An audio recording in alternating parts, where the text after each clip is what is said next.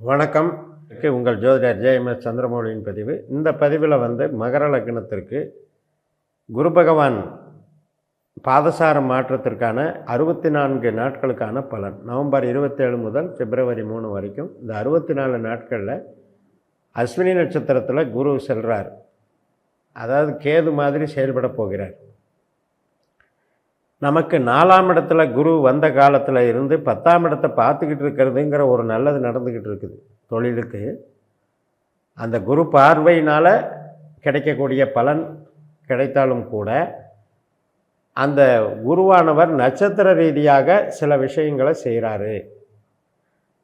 இப்போ ஏற்கனவே சுக்கிரனுடைய நட்சத்திரத்தில் பரணியில் போயிட்டு இருக்கும் பொழுது சுக்கிரன் என்பவர் நமக்கு யார்? 5-10 உடையவர். அப்போ நமக்கு ஒரு மூளை உழைப்பு சார்ந்து ஸ்மார்ட் ஒர்க்கு, அதே மாதிரி பதவி உயர்வு, இந்த மாதிரி விஷயங்களுக்கு கொடுக்க வேண்டியவர் தான். ஆனால் சிம்ம ராசியில் சுக்கிரன் இருந்த காலத்தில் சில நெருக்கடிகள் அசம்பாவிதங்களும் நடந்துகிட்ருக்கும். இது என்ன காரணம் அப்படின்னா, குரு ஒரு நட்சத்திரத்தில் நின்று அங்கே போகிறாரு அப்படிங்கும்போது அந்த நட்சத்திராதிபதி சுக்கிரன் போகிற இடத்தையும் நம்ம பார்க்கணும். அப்போ சிம்மத்தில் போகும்போது நம்மளுக்கு 8ஆம் வீடாயிருது இல்லையா? அப்போ பார்த்திங்கன்னா நிறைய பேர்த்துக்கு மகர லக்னக்காரங்களுக்கு விரும்பத்தகாத பிரச்சனைகள் ஏற்பட்டிருக்கும். திடீர்னு ஆஸ்பத்திரி செலவுகள் ஏற்பட்டிருக்கும். அல்லது ஏதாவது ஒரு வகையில் அவமானப்படுறது, அசிங்கப்படுறதெல்லாம் நடந்திருக்கும். இது மாதிரி அந்த நட்சத்திரத்தில் போகும்போது அந்த நட்சத்திராதிபதி எங்கே போகிறாருங்கிறத நம்ம கண்காணிக்க மறந்துடுறோம். ஜென்ரலாக 4ல் இருக்கார் அப்படின்னா 4ஆம் பாவத்தின் செயல்களை செய்வார். ஆனால் எப்படி செய்வார்? நல்லதாக செய்வாரா கெட்டதாக செய்வாராங்கிறது அவர் இருக்கிற நட்சத்திரத்தை பொறுத்து தான் அப்படிங்கிறது தான் நமது நட்சத்திர சூத்திர முறை, ஜோதிட முறை. இப்போ இந்த கேது நமக்கு 9ஆம் இடத்துல பெயர்ச்சியாகி இப்போ போயிட்டுருக்கார் இல்லையா, பாக்கியஸ்தானத்தில். அப்படிப்பட்ட கேது உண்மையிலேயே நமக்கு நல்லவரா கெட்டவரான்னு பார்த்தீங்கன்னா நம்மளுக்கு அவர் கெட்டவர் தான். ஏனென்றால் அந்த நட்சத்திர ஆற்றல் 4, 8, 12க்குள்ளே இருக்குது. மகரத்திற்கு 4ஆம் இடத்துல தான் அஸ்வினி இருக்குது, 8ஆம் இடமான சிம்மத்தில் தான் மகம் இருக்குது, 12ஆம் இடமான தனுசில் தான் மூலம் இருக்குது. அப்போ இப்படிப்பட்ட ஆற்றல் கொண்ட அந்த 4, 8, 12ங்கிற கான்செப்டை வச்சிட்ருக்கிற கேது எங்கே இருக்காருன்னு பார்த்தா 9ல் இருக்கார். இப்போ 4, 8, 12ல் இருந்தால் கஷ்டம், ஆனால் 9ல் இருக்கார். அப்போ அது கொஞ்சம் பரவாயில்ல. இப்போ 12ஆம் இடத்துக்கு 9ஆம் இடம்ங்கிறது 10ஆம் வீடாக மாறிடுதா? அதே மாதிரி 8ஆம் வீட்டுக்கு 2ஆம் வீடாக மாறிடுதா? அதே மாதிரி 4ஆம் வீட்டுக்கு 6ஆம் வீடாக மாறிடுதா? இப்படி அந்த ஆற்றலை அவர் மாற்றி செய்வார். அதனால் அந்த கெடுபலனை பெர்சன்டேஜ் கணக்கில் பார்க்கும்போது கொஞ்சம் குறைச்சிருவார். 9ஆம் இடம் என்பது இறையருள் பெறக்கூடிய ஸ்தானம். பெரிய படிப்புகள், புதிய கல்வி அறிவுகள், புதுசாக ஒரு கோர்ஸ் படிக்கிறது, புதுசாக ஒரு கலையை நான் தெரிஞ்சுக்கிறேன்ட்டு போகிறது, இதெல்லாம் 9ஆம் இடம். வெளிநாடு தொடர்பு, ஆராய்ச்சி கல்வி, அதே மாதிரி பூர்வீகம், தந்தை வர்க்கம், கோவில் காரியம், இது எல்லாமே 9ஆம் இடம். அப்போ இந்த கேது நமக்கு கெட்டவராக இருந்து அவர் கெட்டு போகிறாருங்கிற காரணத்தினால இவர் நல்லது செய்கிறாரு. Minus into minus plus. அப்போ நமக்கு புதிய படிப்புகளுக்கு ஜாயின் பண்ணுறவங்க, சும்மாவாவது ஒரு கலையை கற்றுக்கலாம் அப்படின்ட்டு போய் ஜாயின் பண்ணி கற்றுக்கிறவங்க, அதுலேயும் இப்போ இந்த ஸ்பிரிச்சுவலாக இருக்கக்கூடியது ஜோதிடம், ஆன்மீகம், யோகா, இதில் இப்போ கலை ஆய்வு பண்ணுறவங்க, ஆய்வு மனப்பான்மை அதிகமாக இருக்கும் 9ஆம் இடத்துல எந்த கிரகம் போனாலும். அப்படிப்பட்ட ஒரு ஆய்வுக்கு இந்த குரு மூலமாக கேது நம்மளுக்கு வழிவகுக்கிறார். அப்போ இது ஒரு சிறந்த காலகட்டம்தான். இதை நம்ம பயன்படுத்திக்கலாம்.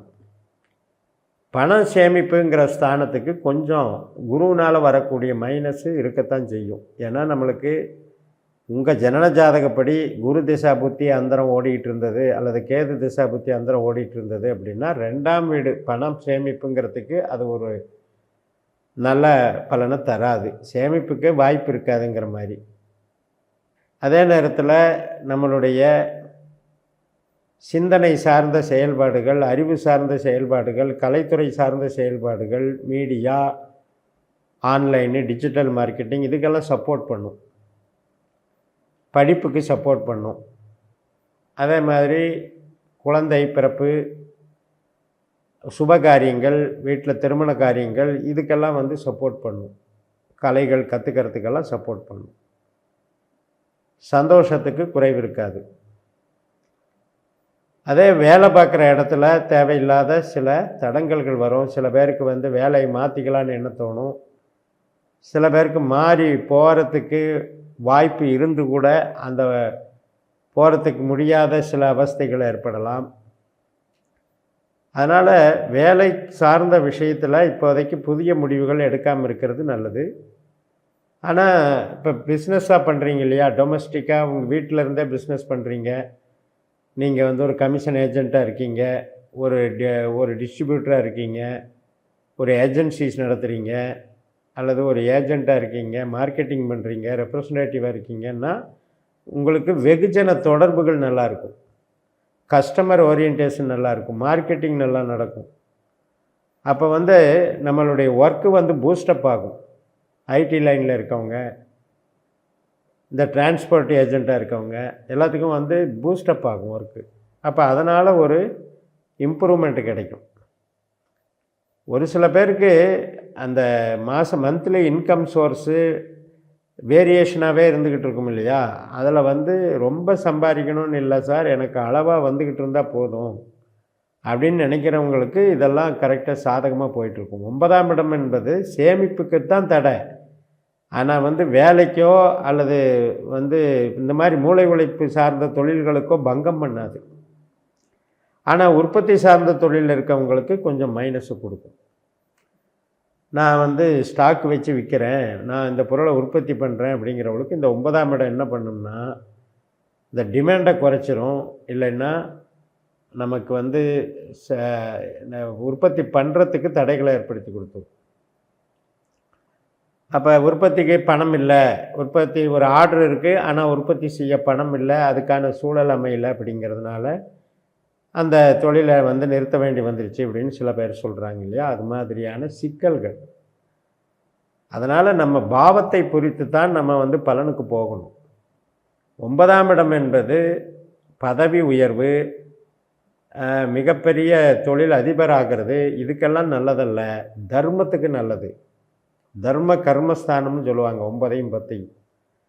அப்போ தர்மம் அப்படிங்கிறது ஆன்மீகம், கலைகள், மூளை உழைப்பு சார்ந்த வேலைகள் அத்தனையும் வச்சுக்கலாம். ஏஜென்சி, கமிஷன் தொழில், இதெல்லாம் கன்சல்ட்டிங் எல்லாம் வச்சுக்கலாம். இதுக்கு பிரச்சனை இல்லை. அதனால் என்ன அர்த்தம்னா அதன் மூலம் வருமானத்துக்கு குறைவு இருக்காது. ஆனால் ப்ரொடக்ஷன் லைன் வந்து கொஞ்சம் மைனஸ் ஆகும். ஏன்னா 4ல் குரு இருக்கிறது உற்பத்தி ஸ்தானம், ஆனால் 9ல் கேது இருக்கிறது அந்த உற்பத்தியை தடை பண்ணுற ஸ்தானம். ஸோ அதை மட்டும் கேர் எடுத்துக்கிட்டுக்கோங்க.